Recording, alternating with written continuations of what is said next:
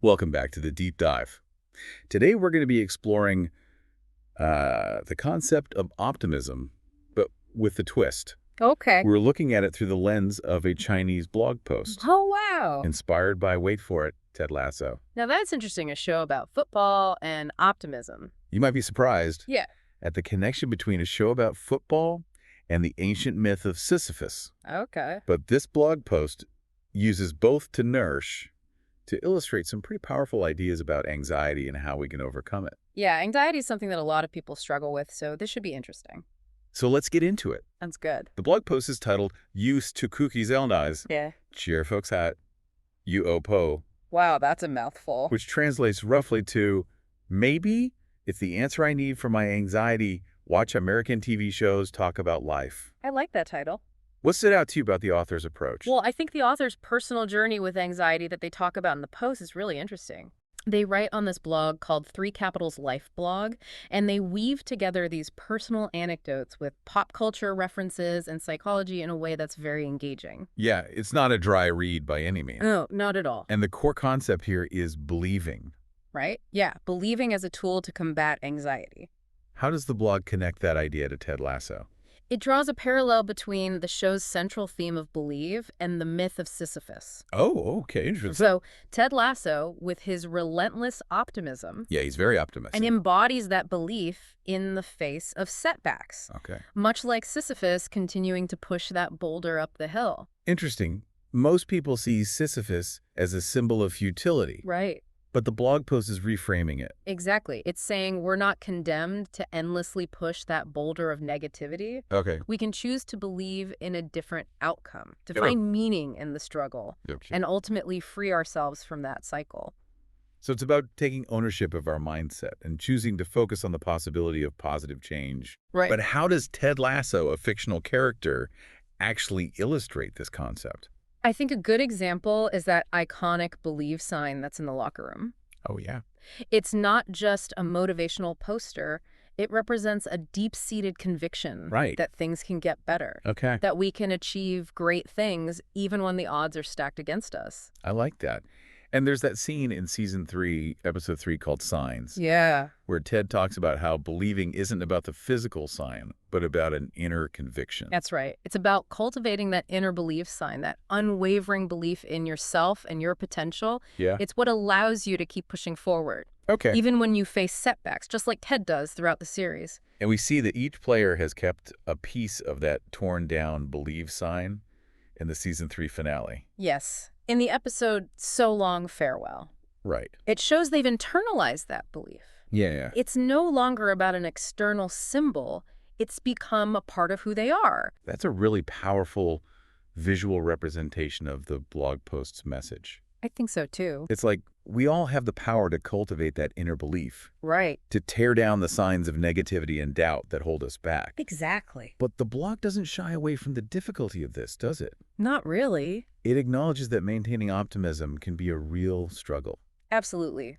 Life isn't always a feel-good montage set to upbeat music. No, it's not. The blog post acknowledges the reality of anxiety and negative emotions, Yeah. using that Sisyphus metaphor Okay. to illustrate that feeling of being stuck in a cycle of struggle. So how does the blog post suggest we break free from that cycle? Well, that's what we're going to get into next. Okay, so stay tuned. We'll dive into those practical steps the blog offers for cultivating a more optimistic outlook. Awesome. I'm excited to learn more. Me too. It gets really interesting. But before we do, I want to leave our listeners with something to ponder. All right. We've been talking a lot about believing, Right. but what does that word really mean to you?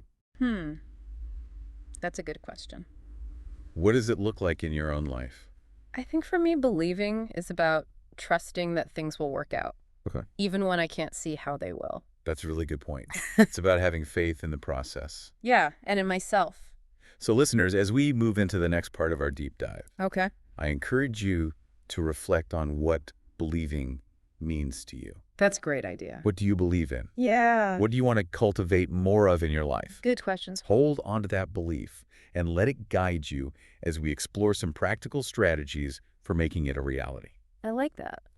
All right, so stay tuned for part 2 of our deep dive into optimism. Can't wait. It's interesting you ask about practical steps because the blog post gets into that as well. Yeah. It doesn't just leave us with this vague sense of like, believe and things will work out. Right. It actually gets into habits that can help you cultivate a more optimistic outlook. Well, I love that. I think that's what our listeners are really craving. Yeah. Is concrete actions they can take. So what are some of the habits the blog post highlights? Well, one that might seem obvious, but it's often overlooked is the power of gratitude. Okay, gratitude. Yeah.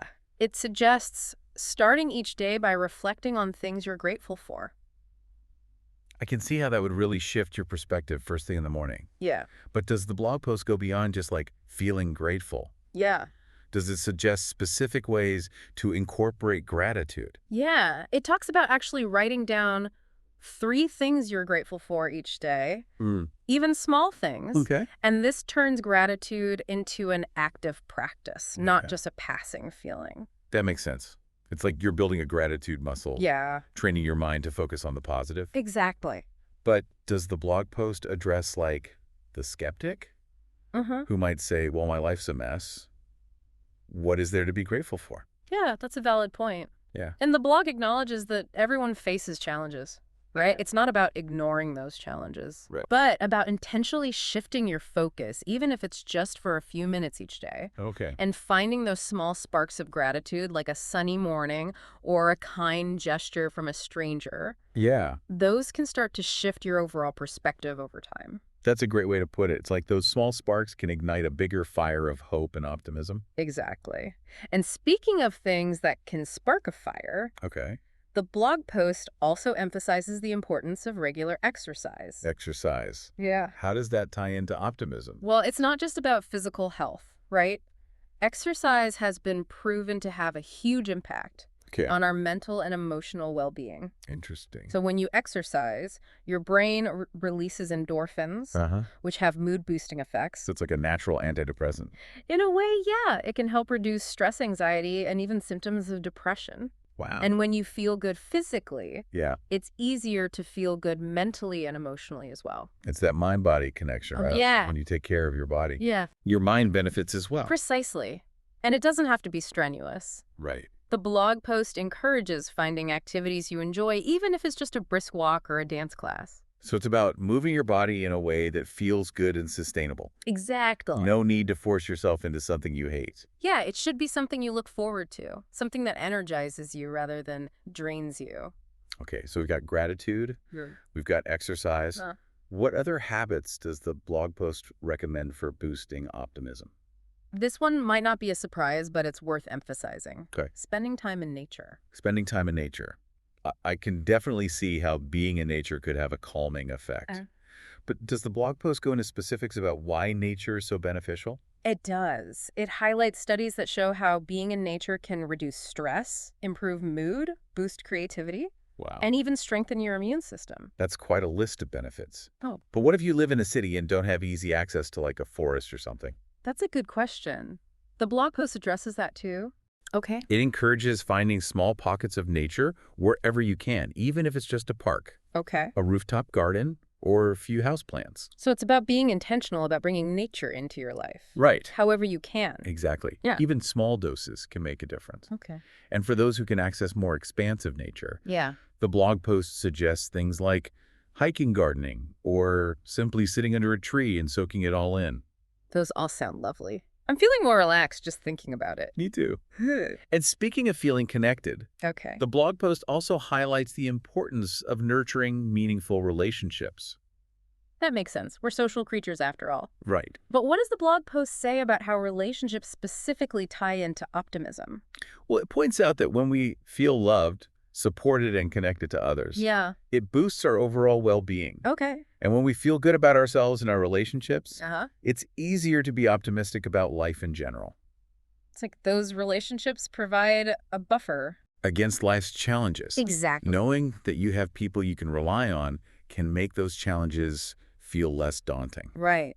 And it's not just about receiving support. Okay. It's also about giving it as well. Right. The blog post encourages being a good friend, partner, and family member Yeah. because those acts of kindness and support create a ripple effect of positivity. It's like that saying, be the change you want to see in the world. Exactly. By cultivating positive relationships, Uh-huh. we're not only benefiting ourselves, Right. but we're also contributing to a more positive and supportive world around us. Beautifully put.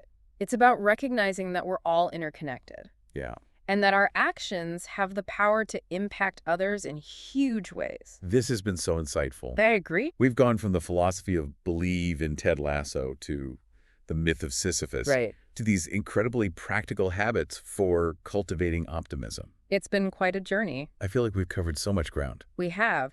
And what's great about the blog post is that it provides a framework.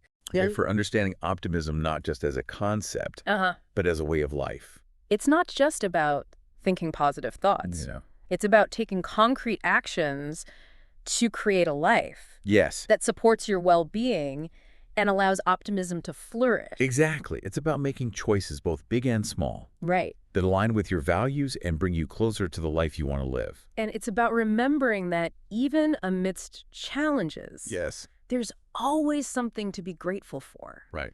A reason to move your body away to connect with nature Uh-huh. and a person to reach out to. Absolutely. Those are the things that fuel our optimism Yeah. and keep us moving forward. Well said.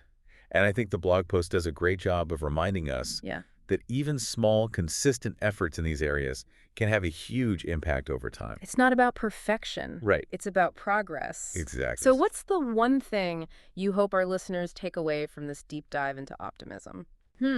I hope they realize that optimism isn't some magical quality that some people have and others don't. It's a choice, Okay. a practice, a way of approaching life that we can all cultivate Right. with intention and effort. That's a really empowering message. I think so too. It means we're not at the mercy of our circumstances.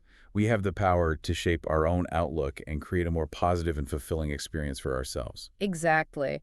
And I hope this deep dive has given our listeners some practical tools and inspiration to start doing just that. And I think it ties back to the blog post's inspiration from Ted Lasso. Yeah. Remember, even Ted faced moments of doubt and discouragement, but he never lost sight of that core belief That's true. in himself and his team. And I think that's what makes Ted such a compelling character, right? Yeah. His optimism isn't naive or unrealistic. Right. He acknowledges the challenges, the setbacks, the moments of despair, but he chooses to focus on the possibility of growth and transformation. He's like the embodiment of that believe sign. Yes. A constant reminder that even when things are tough, we have the power to choose hope, to choose action, to choose belief.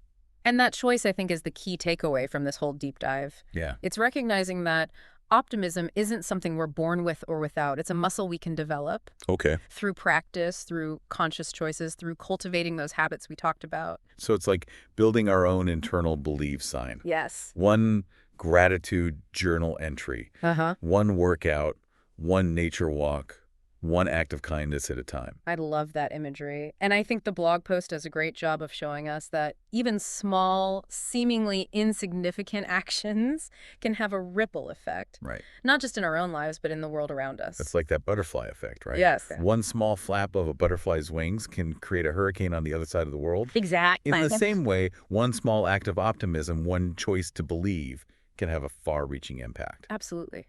And I think that's an incredibly empowering thought. It reminds us that we're not just passive bystanders in our own lives. Right. We have the agency to create change, to inspire others to make a difference. It's about recognizing that our choices matter, Yes. that our actions have consequences, and that even in the face of uncertainty and adversity, we have the power to choose hope, to choose optimism, to choose belief. And that choice, I think, is what separates those who simply survive from those who truly thrive. This has been such a thought-provoking conversation. Yeah. I feel like we've not only unpacked the core message of the blog post, Yeah. but we've also connected it to Ted Lasso in a way that makes it even more relatable and inspiring. It's been a pleasure exploring these ideas with you. Likewise. And I hope our listeners have found this deep dive to be both insightful and motivating. I'm sure they have. Yeah. And before we sign off, I want to leave our listeners with one final thought, Okay. inspired by both the blog post and Ted Lasso. All right. What's one small believe sign that you could create for yourself? A reminder of something positive you want to cultivate in your life. That's a good one. I'll have to think about that. It could be a word, a phrase, an image, Right. anything that symbolizes the change you want to see in yourself and the world. I like that. So as you go about your day, keep that believe sign in mind. Okay. Let it be a source of inspiration, a reminder of your own inner strength, and a beacon of hope Yeah. in a world that can sometimes feel overwhelming. Well said. On that note, we'll wrap up this episode of The Deep Dive. Sounds good. Thank you for joining us on this journey of exploration and discovery. It's been fun. We hope you found it insightful, inspiring, and empowering. Until next time. Stay curious, keep believing, and keep shining your light. And don't forget to share your belief sign with the world. We can't wait to see what you create.